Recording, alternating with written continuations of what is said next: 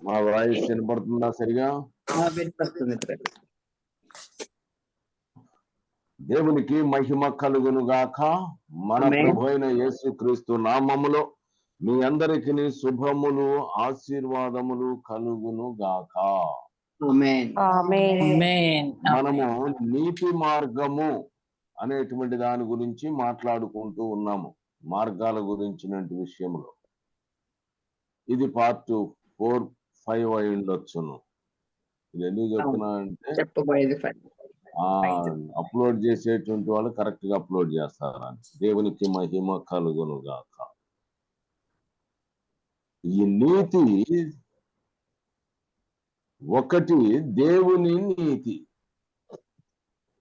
రెండవది స్వనీతి, మూడవది దుర్నీతి. ఈ మూడు రకాలైనటువంటి విధానాల్లో మనము దైవ గ్రంథము నుంచి చూస్తాము. మనము అనుసరించవలసినటువంటిది దేవుని నీతి. దేవునికి మహిమ కలుగును గాక. అందుకనే రోమీలకు రాసిన పత్రిక 6వ అధ్యాయము 13వ వచనాన్ని చదివితే, మరియు మీ అవయవములను దుర్నీతి సాధనములుగా పాపమునకు అప్పగింపకుడి, అయితే మృతులలో నుండి జీవితులం అనుకుని మిమ్మును మీరే దేవునికి అప్పగించుకోండి. మీ అవయవములను నీతి సాధనములుగా, ఫుట్ నోట్ లో ఆయుధములుగా నుండి దేవునికి అప్పగించుడి. ఆమేన్. ఆమేన్. హల్లెలూయా. హల్లెలూయా. ఇక్కడ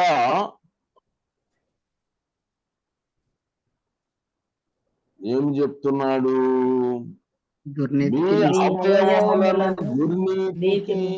సాధనములుగా సాధనములుగా పాపమునకు అప్పగింపకుడి.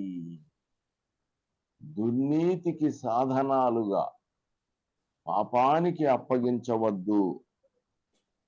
మరైతే మీ అవయవములను నీతికి సాధనములుగా, నీతికి సాధకములుగా, ఆయుధాలుగా దేవునికి అప్పగించుడి. కాబట్టి మీ అవయవాలన్నిటినీ కూడా మీరు సజీవయాగముగా ఆయనకు సమర్పింపబడినటువంటి వాళ్ళుగా ఉండాలి. కంప్లీట్ గా మీ అవయవాలన్నీ కూడా దేవునికి నీతి నిమిత్తమై అర్పించాలి. ఆ నీతిని మీరు పొందుకునేటువంటి వాళ్ళుగా ఉండాలి.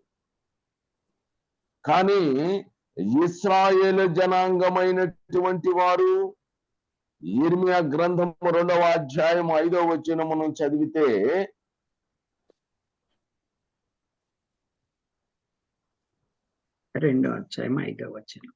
నా యెహోవా ఇలాగూ సెలవిచ్చుచున్నాడు, నా యందు ఏ దుర్నీతి చూచి మీ పితరులు వ్యర్థమైన దానిని అనుసరించి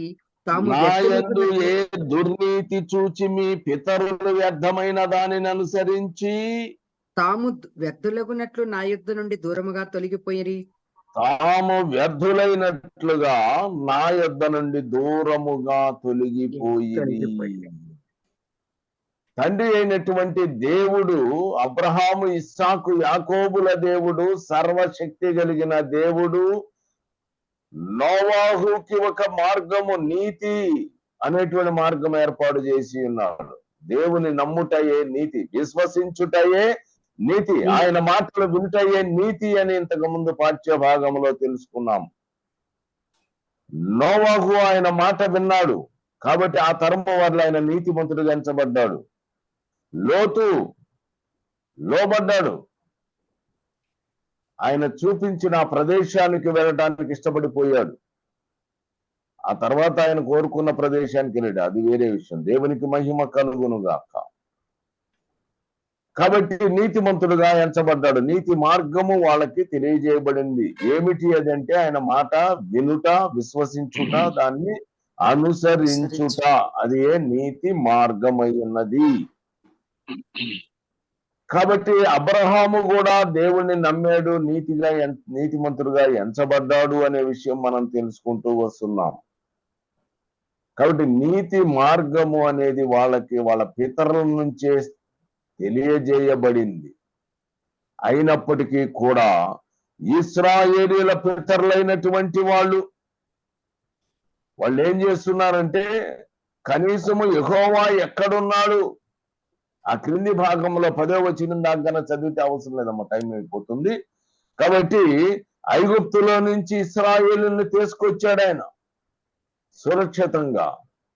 వాళ్ళకి ఆహారం ఇచ్చాడు, నీళ్ళు ఇచ్చాడు, వాళ్ళు మాంసం అడిగితే మాంసం ఇచ్చాడు. అనేక రకాలైనటువంటి విధానాలలో ఆయన ఏర్పరచుకొనినటువంటి ఇశ్రాయేలీలని గ్రద్ద తన రెక్కల మీద, ఎలాగైతే పక్షిరాజు తన రెక్కల మీద మరి ఏ రీతిగా అయితే తీసుకొని పోతుందో, తన పిల్లలను మోసుకొని పోతుందో, ఆ రీతిగా ఆయన ఇశ్రాయేలీని జాగ్రత్తగా మోసుకుంటూ తీసుకొచ్చి వాళ్ళు తేనెలు ప్రవహించేటువంటి భూమిని అనుగ్రహించాలి అనుకున్నాడు. కానీ వారు అవిధేయుల అవటం వలన దానిలో ప్రవేశించలేకపోయి ఉన్నారు. దేవునికి మహిమ కలుగును గాక. అయితే క్రీస్తునందు ప్రియ సహోదరి సహోదరులారా, ఐగుప్తు నుంచి వాళ్ళని విడిపించాడు యెహోవా. 6వ వచనంలో అంటున్నారు, యెహోవా ఎక్కడ ఉన్నాడు అని కనీసము వాళ్ళు ఆయన సన్నిధిలో విచారణ చేసేటువంటి వాళ్ళుగా లేరు. తర్వాత 6వ వచనము, 7వ వచనము, 8వ వచనము ఇవన్నీ చదివితే యెహోవా ఎక్కడ ఉన్నాడని యాజకులు కూడా అడగరు, ధర్మశాస్త్రోపదేశకులు నన్ను ఎరుగరు, ఏలికలు నా మీద తిరుగుబాటు చేయుదురు, ప్రవక్తలు బయలుపేరట ప్రవచనములు చెప్పుదురు, నిష్ప్రయోజనమైన వాటిని అనుసరింతురు. కావున నేను ఇక మీదట మీతోనూ మీ పిల్లలతోనూ వ్యాజ్యమాడదనని సైన్యములకు అధిపతి యెహోవా వాక్కు అయి ఉన్నది. కాబట్టి అన్ని గొప్ప కార్యములు ఆయన చేసి ఇశ్రాయేలుని ఐగుప్తు దాస్య శృంఖలాలను పగలగొట్టి వారిని విడిపించి తీసుకొని వచ్చినటువంటి యెహోవా ఎక్కడున్నాడు అని ఆయన సన్నిధిని వెదకి ఆయన సన్నిధికి వచ్చి ఆయన ఇచ్చేటువంటి ఆశీర్వాదాలను పొందుకునేటువంటి వారుగా ఇశ్రాయేలీయులు, వారి పితరులు కూడా. అందుకనే తండ్రి అయిన దేవుడు అంటున్నాడు, నా యందు ఏ దుర్నీతి మీరు చూశారు? ఆయనలో దుర్నీతి ఉండటం వలన వీళ్ళు ఆయనను వెతకడం లేదా? అందుకని యోహాను సువార్త 7వ అధ్యాయము 18వ వచనం గనక చదివితే అక్కడ,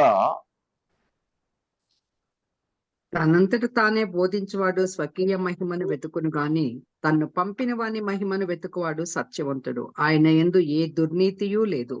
ఆయన యందు ఏ దుర్నీతియూ లేదు. దుర్నీతి ఎవరి దగ్గర ఉంటది? మన దగ్గరే ఉంటుంది. మీ అవయవములను మీరు దుర్నీతికి అప్పగించి పాపమునకు లోబడిపోయినటువంటి వాళ్ళుగా ఉన్నారు కానీ ఆయన యందు ఏ దుర్నీతి కూడా లేదు. ఆయన తన స్వకీయ మహిమను వెతకడం లేదు. తను పంపినటువంటి తండ్రి అయినటువంటి దేవుని యొక్క మహిమను బయలుపరుస్తూ ఉన్నాడు. ఆయన గూర్చి సాక్ష్యం ఇచ్చుచున్నాడు. మన ప్రభు అయిన యేసు క్రీస్తు ఆయన తండ్రి అయిన దేవుని గూర్చినటువంటి విషయాలు ఆయన ఏమి వినెనో వాటిని గురించి మనకు తెలియజేస్తూ ఉన్నాడు. కాబట్టి క్రీస్తునందు ప్రియ సహోదరి సహోదరులారా, మీ అవయవములను నీతికి అప్పగించండి, దేవునికి అప్పగించండి నీతి విషయమై అని చెప్పబడుతుంది. అయితే మీ అవయవములను దుర్నీతికి అప్పగించారు అని చెప్తున్నాడు. కొలస్సీలకు రాసిన పత్రిక 3వ అధ్యాయము 5వ వచనము గన చదివితే ఏమిటి? కావున భూమి మీదనున్న మీ అవయవములను అనగా జారత్వమును, భూమి మీదనున్న మీ అవయవాలు ఏమేంటి? అవయవాలు జారత్వమును, అపవిత్రతను, ఒకటి జారత్వమును, అపవిత్రతను, 2 అపవిత్రతను, కామాతురతను, కామాతురతను, దురాశను, దురాశ, విగ్రహారాధన ధనాపేక్షను విగ్రహారాధన అయిన ధనాపేక్ష. ఇవి చంపివేయండి. భూమి మీద మీకున్నటువంటి అవయవములు. జారత్వము, రెండోది అపవిత్రత, పవిత్రత, కామాతురత, దురాశ, విగ్రహారాధన అయిన ధనాపేక్ష. ఇవన్నీ కూడా భూమి మీద ఉన్నటువంటివే. పరలోకములో ఇవన్నీ కూడా లేవు. కనుక ఇక్కడే ఈ శరీరముతో మనం ఉన్నప్పుడే వీటన్నిటిని కూడా ఏమి చేయాలి? చంపివేయాలి. చంపివేయాలి. దేవునికి మహిమ కలుగును గాక. కొందరైతే ఈ దుర్నీతి వారు కలిగినటువంటి వాళ్ళు, అనగా జారత్వము గాని, అపవిత్రత గాని, కామాతురత గాని, దురాశ గాని, విగ్రహారాధన అయిన ధనాపేక్ష. అంటే ధనాపేక్ష అనేది ఒక విగ్రహం లాగా వారిలో ఉంది. విగ్రహారాధనగా ఉంది. ఎప్పుడు దాని గురించి ఆలోచిస్తా ఉంటారు. రాత్రి పడుకున్నా కూడా అదే ఆలోచనకు వస్తా ఉంది. కట్టలు కట్టలు డబ్బులు, వ్యాపారంలో కట్టలు కట్టలు వచ్చినట్టు, తన ఉద్యోగంలో కట్టలు కట్టలు వచ్చినట్టు, తన జీవన విధానములో కట్టలు కట్టలు డబ్బులు కనబడుతున్నాయి. కాబట్టి నీలో ఏం కనబడుతుంది? సాధకమైన అవయవము నీలో ఉన్నది. కొంతమంది పడుకొని కలలు గంటారు. కామము కలిగినటువంటి వాళ్ళుగా, కామాతురత కలిగిన వాళ్ళుగా. కొంతమంది అసలు వ్యభిచారం, జారత్వము చేసినటువంటి విధానములలో కలలు గనేటువంటి వాళ్ళు ఉన్నారు. ఇంకా కొంతమంది అపవిత్రత కలిగినటువంటి వాళ్ళుగా. ఇంకా కొందరైతే దురాశ, ఎప్పుడు కూడా వాళ్ళలో దురాశ కార్యసాధకం అవుతుంది. ఈ ఆలోచనలు మీకు కలిగి ఉన్నప్పుడు అప్పుడే మీలో ఒక దుర్నీతి అనేటువంటిది మీలో కలిగి ఉంటున్నారు అనే విషయాన్ని గ్రహించాలి. పోయి ఆ కార్యము చేయుట అనేటువంటిది తర్వాత, ముందు ఆలోచనలు నీలోనికి రావటమే దుర్నీతి. దుర్నీతికి ఒక సాధనముగా మీ అవయవాలు ఉపయోగపడుతున్నాయి అనే విషయాన్ని మీరు గ్రహించాలి. అందుకని వాటిని ఏం చేయాలి? చంపివేయాలి. చంపేయాలంటే ఏం కావాలి? యేసుక్రీస్తు ప్రభువు నామమున దాన్ని మీరు ఆజ్ఞాపించాలి. ఇంతకు మునుపు మీరు వాటికి దాసులుగా ఉన్నారు. ఇప్పుడు నీతిని అనుసరించి జీవించటానికి మీరు ఆయన చేత కొనబడి ఉన్నారు. ఇప్పుడు మీరు నీతిని అనుసరించవలసిన వాళ్ళుగా మీ అవయవములన్నిటినీ దేవునికి మీరు అర్పించినట్టయితే ఆయన మిమ్మలను నీతిమంతులుగా ఎంచుకొని నీతిమంతులుగా తీర్చేటువంటి వారుగా ఉన్నాడు. ఎవడైనా సరే, ఒకవేళ ఎవడైనా దుర్నీతి బంధకాల్లో ఉన్నాడు అని సేవకులైనటువంటి వాళ్ళకు కూడా తెలియజేయబడిన తర్వాత, ఆ సేవకులైనటువంటి వాళ్ళు కూడా దుర్నీతి బంధకాల్లో ఉన్నటువంటి వానికి గనక హెచ్చరిక గనక చేయకపోయినట్టయితే అతడు ఆ దుర్నీతులనే ఉండి చనిపోయినప్పుడు మరణించాడు అంటే, అప్పుడు అతని ప్రాణము విషయములో నిన్ను ఉత్తరవాదిగా ఆయన ఎంచుతాను అని యెహెజ్కేలు గ్రంథం 3వ అధ్యాయం 20వ వచనములో చెప్తూ ఉన్నాడు. కాబట్టి క్రీస్తునందు ప్రియ సహోదరి సహోదరులారా, సేవకులైనటువంటి వాళ్ళకి తెలియజేయబడిన తరువాత వాళ్ళు వారిని హెచ్చరిక చేయాలి. దుర్నీతిని అనుసరించి గనక ఇంకా జీవించేటువంటి వాడుగా ఉంటే, ఆ దుర్నీతి అనేటువంటిది కలిగినటువంటి వాళ్ళకి ఆ అభిలాష ఉంటేనే చాలు. ఆ అభిలాష ఉంటేనే తెస్సలోనికీయులకు రాసిన 2వ పత్రిక 2వ అధ్యాయము 11వ వచనములో దుర్నీతి యందు అభిలాష కలిగిన వారందరూ కూడా శిక్షా విధి పొందుతారు అనే విషయాన్ని అక్కడ చెప్తున్నాను. ఒక శిక్షా విధి. దుర్నీతి బంధకములలో ఉన్నవారు గాని, దుర్నీతి యందు అభిలాష కలిగిన వారు అంటే జారత్వము పట్ల అభిలాష, అపవిత్రతను గూర్చి అభిలాష, అమాతులతను గూర్చి అభిలాష, దురాశల గూర్చి అభిలాష, ధనాపేక్ష. ఈ అపేక్ష అనేది గనక దాని మీద అభిలాష కలిగినటువంటి వారు ఎవరైనా ఉంటే వారు శిక్షా విధికి వెళ్ళిపోయేటువంటి వాళ్ళుగా ఉన్నారు. దేవునికి మహిమ కలుగును గాక. ఈ అభిలాష అనేటువంటిది దుర్నీతిని గురించిన అభిలాష నీలో కలుగజేసేటువంటి వాడు సాతానయ్యున్నాడు అనే విషయాన్ని మీరు గ్రహించాలి. తెస్సలోనికీ 2వ అధ్యాయం 10వ వచనములో దుర్నీతిని పుట్టించు సమస్త మోసముతోను నశించుచున్న వారిలో సాతాను కనపరచు బలమును అనుసరించి బాగా బలంగా దుర్నీతి మీలో కలగజేసేటువంటి వాడుగా ఉన్నాడు. కాబట్టి ఆ సాతానుడు ఆ అభిలాష అనేది దుర్నీతిని కూర్చిన అభిలాష అనేది మీలో పుట్టించేటువంటి వాడుగా ఉన్నాడు. మీరు శిక్షావిధి పొందాలనేది వాడి ఉద్దేశ్యమై ఉన్నది. దేవునికి మహిమ కలుగును గాక. దేవుడు ముందే తెలియజేశాడు నీకు శిక్ష అనేది ఉంటుంది అని. అందుకని ఈ దుర్నీతి యందు అభిలాష కలిగినటువంటి వాళ్ళందరికీ కూడా ఒక ఆలోచన అనేది వాళ్ళల్లో అభిలాష అనేది వాళ్ళలో పుట్టిస్తున్నారు. పుట్టించి దేవుని యొక్క శిక్షావిధికి పాత్రులుగా చేయాలనే ప్రయత్నము వాడు చేయుచున్నాడు. రోమీయులకు రాసిన పత్రిక 2వ అధ్యాయము 8వ వచనము చదివితే సత్యమునకు లోబడక దుర్నీతికి లోబడు వారందరి మీద కూడా దేవుని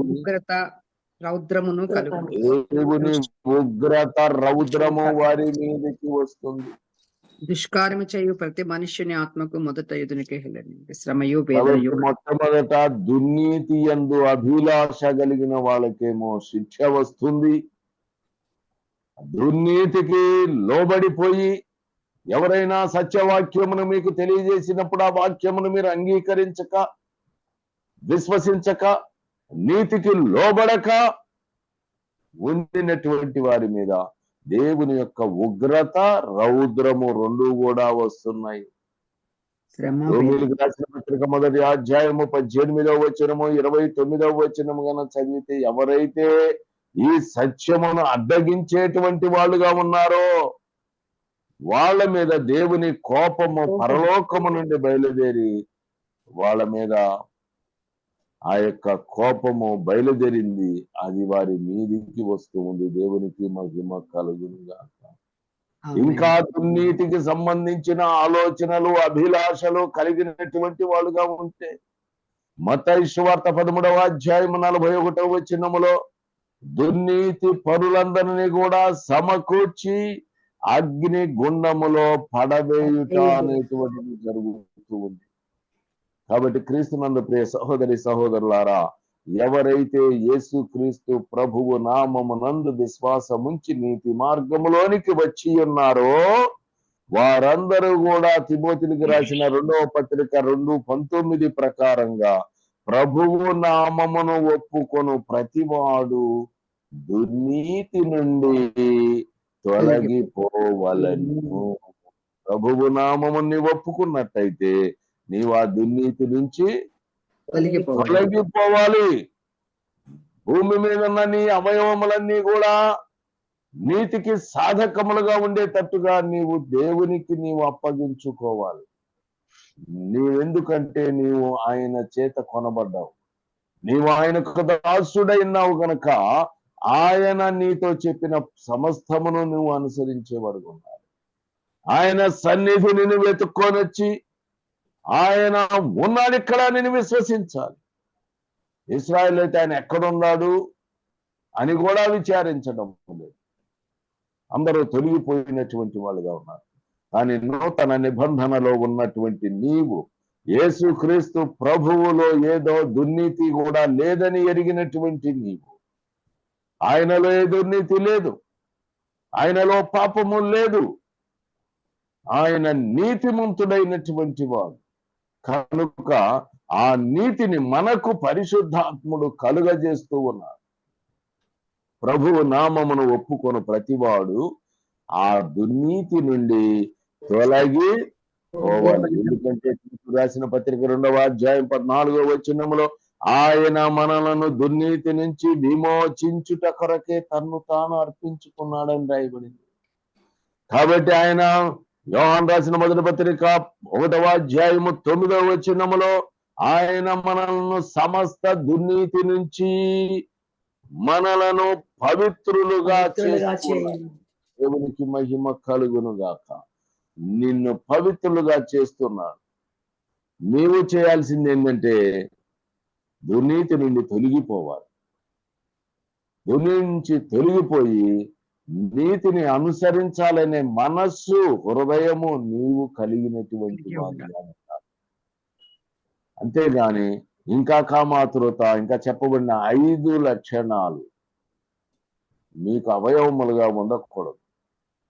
మీరు క్రీస్తు యొక్క అవయవములలో పాలిభాగస్సులు కావలసినటువంటి వాళ్ళుగా ఉన్నారు. కనుక క్రీస్తులో ఏ దుర్నీతి లేదు, ఆయన నీతిమంతుడై ఉన్నాడు. కాబట్టి ఇప్పుడు దుర్నీతికి అవయవములుగా అప్పగింపబడినటువంటి నీ అవయవములు నీతికి, నీతిమంతుడైనటువంటి వాని యొక్క అవయవముల్లో ఎలాగూ చేర్చబడుతుంది. కాబట్టి పవిత్రమైనటువంటి వానిగా, నీతిని అనుసరించి జీవించేటువంటి వానిగా, నీతి కలుగుననే నిరీక్షణతో ఎదురు చూచేటువంటి వానిగా, విశ్వాసంతో నీవు ఉండాలి. ఎప్పుడైతే నీతికి నీవు సాధకముగా నీ అవయవములను అప్పగించావో, అవయవములంటే చెప్పబడింది మీకు. కాబట్టి అప్పుడు ఆయన క్రీస్తు యొక్క అవయవముల్లో పాలిభాగస్సులుగా మిమ్మల్ని చేస్తూ ఉన్నాడు. హల్లెలూయా. దేవునికి మహిమ కలుగును గాక. ఉన్నాడు. 2వ పేతురు రాసిన పత్రిక 2వ అధ్యాయం 16వ వచనములో చూస్తే దుర్నీతి వల్ల కలిగిన ఫలాన్ని, ఆ బహుమానాన్ని ఆశించాడు. కాబట్టి లోకములో జీవిస్తున్న మనము దాని మీద అభిలాష అనేది కలిగినటువంటి వాళ్ళుగా ఉండకూడదు. దురాశ అనేటువంటిది మనలో ఎంత మాత్రం కూడా కార్యసాధకం అవ్వకూడదు. ఎవరైతే ఇంకా అలాంటి అభిలాష కలిగినటువంటి వాళ్ళుగా ఉన్నారో వారు శిక్షావిధికి గురవుతారు. దేవుని యొక్క ఉగ్రత వాళ్ళ మీదకి వస్తుంది. దేవుని కోపము కూడా వారి మీదకి వస్తుంది. చివరికి వాళ్ళు సమకూర్చబడి అగ్నిగుండములో పడవేయబడుతున్నారనే ఆ సత్యము మీకు తెలియజేయబడుతుంది. కాబట్టి క్రీస్తునందు ప్రియ సహోదరి సహోదరులారా, మిమ్మలను మీరు పరిశీలన చేసుకోండి. మీ అవయవాలలో ఏదన్నా దుర్నీతికి సంబంధించింది కార్యసాధకం అవుతుందా అని పరిశీలన చేయండి.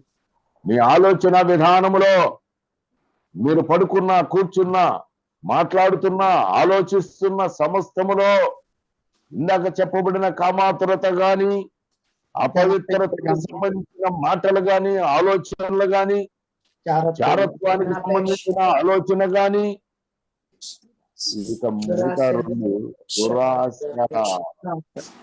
ఊరకనే రావాలి ఏదొచ్చినా. దురాశ 5వది ప్రాముఖ్యమైనటువంటిది విగ్రహారాధన. నేను బ్రదర్, మీరు సిస్టర్, మీరు విగ్రహారాధికులా? అదే కాదండి. మరి ధనం మీద అపేక్ష బాగా ఉందా? మరి నేను పేదరికంలో కష్టపడుతున్నాను కదండి, బాగా డబ్బులు రావాలండి, కోటీశ్వరుడు అవ్వాలండి.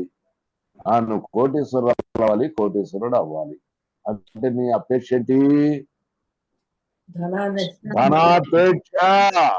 ఈ ధనాపేక్ష అనేది నీవు కలిగి ఉన్నప్పుడు నీకు తెలియకుండానే నీలో ఒక విగ్రహారాధన జరుగుతుంది అనే విషయాన్ని నువ్వు గుర్తెరగా దేవునికి ఇచ్చినటువంటి దాంతో సంతృప్తి కలిగినటువంటి వానిగా నీవు ఉండాలి.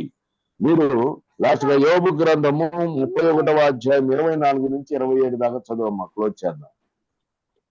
యోబు గ్రంథము 31వ అధ్యాయం 24 నుంచి 27 వరకు. సువర్ణము నాకు ఆధారం అనుకుని ఎడల నా ఆశ్రయము నీవే అని మేలిమి బంగారంతో నేను చెప్పిన ఎడలను, నా ఆస్తి గొప్పది గాని నా చేతికి విస్తారమైన సొత్తు దొరికినని గాని నేను సంతోషించిన ఎడల, సూర్యుడు ప్రకాశించినప్పుడు నేను అతనినే గాని చంద్రుడు మిక్కిలి కాంతి కలిగి నడుచుచుండగా సువర్ణము నాకు ఆధారం అనుకొని డబ్బులు ఉన్నాయి, ఏం చేయాలట? బంగారమైన ఆశ్రయం, గోల్డ్ కొనుక్కోవాలి. బాగా గోల్డ్ గనక తీసుకొచ్చి పెట్టుకుంటే అది రేపు పొద్దున నాకు ఉపయోగపడుతుంది అనుకుంటే దాని మీద ఆధారపడతాము. అది రేపు నాకు ఉపయోగపడిద్ది, నీకు గోల్డ్ ఉపయోగపడిద్ది. సర్వశక్తి కలిగిన దేవుడు నేను నీకు తోడుగా ఉన్నానని సెలవిచ్చిన మాటను నీవు విశ్వసిస్తున్నావా? నువ్వు సంపాదించుకున్నటువంటి ఆ గోల్డ్ నిన్ను కాపాడుతుందని విశ్వసిస్తున్నావా? లేదు. పరిశీలన చేయండి. కాబట్టి నీవే నాకు ఆశ్రయము అని ఎప్పుడైతే మేలు బంగారంతో చెప్తున్నావో, ఇంకా ఆస్తి గొప్పదని గాని నా చేతికి దేవుని రాజ్యంలో ప్రవేశించడాన్ని ఎవరన్నా చెబితే చాలు చక్కన అంతనే కోపం వచ్చేస్తుంది.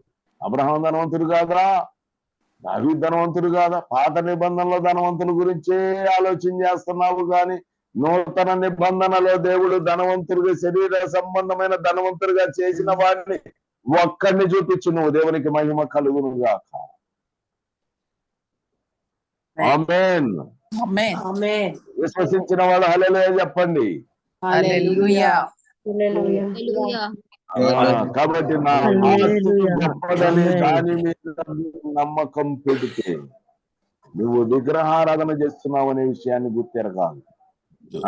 నా చేతికి విస్తారము సొమ్ము దొరికినది కానీ నేను సంతోషించను. సూర్యుడు ప్రకాశించినప్పుడు నేను అతన్నే గాని చంద్రుడు కలిగిన డబ్బులు కనపడంగానే అంటే బంగారం కనపడంగానే టక్కని తీసుకొని ముద్దు పెట్టుకోవడం చేస్తున్నావా? పరమనున్న దేవునికి నేను వేషధారి నగుదును. నా హృదయము రహస్యముగా ప్రేరేపింపబడి వారి తట్టు చూచి నా నోరు ముద్దు పెట్టుకునేదని. కొంతమంది అందులో లైట్ వేసి లైట్ వేసి కూడా ఇట్టిట్ అనుకుంటారు. పరమునున్న దేవుని దృష్టికి నేను వేషధారి నవుదును, దేవునికి మహిమ కలుగును గాక. విగ్రహారాధన నీకు తెలియకనే నీ విగ్రహారాధన చేస్తున్నావు అనే విషయాన్ని గ్రహించు. నీకు తెలియకుండానే చేస్తున్నావు, దాని మీద అపేక్ష పెంచుకుంటున్నావు. నీ ఆస్తి గొప్పదని నువ్వు అనుకుంటున్నావు, నీకు విస్తారమైన సొమ్ము దొరికింది కదా అనుకుంటున్నావు. యాకోబు రాసిన పత్రిక 5లో ఇదిగో ధనవంతులారా మీ మీదికి వచ్చడి ఉపద్రవములను వచ్చి ప్రలాపించి ఏడుగుడి, మీ ధనము చెడిపోయెను. ఆయనకు ఉగ్రత వచ్చినప్పుడు, ఆయనకు కోపం వచ్చినప్పుడు, ఆయన నిన్ను శిక్షించినప్పుడు, ఆయన నిన్ను అగ్నిగుండములో పడవేసినప్పుడు మీ ధనము చెడిపోయెను, మీ ధనము చెడిపోయెను, మీ వస్త్రాలు నేను అందరికన్నా గొప్పవాడిని అనిపించుకోవాలనుకునేటువంటి ఆలోచన విధానము. కాబట్టి నేను గొప్పవాడిని, నా స్టేటస్ ఇది అని నీవు తలంచుకుంటున్నావా? క్రీస్తునందుకే సహోదరి సహోదరుడా, నలిగిపోవాలి. నువ్వు నలగొట్టబడాలి, నలగొట్టబడాలి. క్రీస్తు కొరకు జీవించే నీలో ఆలోచన ఉండకూడదు. నీ మీ బంగారం ధనము చెడిపోయెను, మీ వస్త్రములు చిమ్మటలు కొట్టినవాయెను.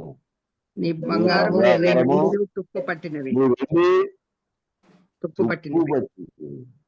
వాటి తుప్పు నీ మీద అది సాక్ష్యముగా ఉండి తుప్పు అగ్ని వలె మీ మీద సాక్ష్యముగా ఉంది. ఎందుకంటే అవి దానికోసం అగ్ని వలె ఎన్నో ప్రయత్నాలు చేశావు కదా, నీ అవి మనసంతా దాని మీద నిలిపావు కదా. కాబట్టి ఇప్పుడు ఆ తుప్పు నీ మీద సాక్ష్యము చెప్తుంది. అగ్ని వలె మీ శరీరములు తినివేయును. ఆ, అంచె దినముల యందు ధనమును కూర్చుకొంటివి. ఇదిగో మీ మనం అంచె దినములలో ఉన్నాము కనుక తగినంత వరకే నీవు సంతృప్తిగా జీవించాలి. నీవు నీతిని అనుసరించి జీవించాలి. నీ అవయవము నీతికి సాధకముగా చేయాలి. నీవు అమ్ముడు పోయిన వాడివి, ఆయన తన పరిశుద్ధ రక్తముతో నిన్ను కడిగాడు, నీ అవయవాలన్నీ శుద్ధి చేశాడు. ఇప్పుడు నీతికి సాధకముగా నీ అవయవాలను అప్పగించు. వేషధారణ తీసేయి, దేవునికి మహిమ కలుగునుగాక. కాబట్టి నీతి మార్గము నీ కొరకు ఉంచబడింది. దుర్నీతి బంధకముల నుంచి బయటికి రా, దుర్నీతి నుంచి తొలగిపోవాలి. యేసుక్రీస్తు ప్రభువు నామమునందు విశ్వాసం ఉంచినటువంటి నీవు ఆ దుర్నీతి నుంచి బయటికి రా. ఆయనకు అప్పగించు నీ అవయవాలను నీతి కొరకు శ్రమలు అనుభవించు, కష్టాలు అనుభవించు, శోధన అనుభవించు. నీతి కిరీటము నీ కొరకు భద్రము చేయబడింది. ఆ కిరీటము నాకు మాత్రమే కాక మనందరికి దేవుడు దయచేయునుగాక. హల్లెలూయా. రిచి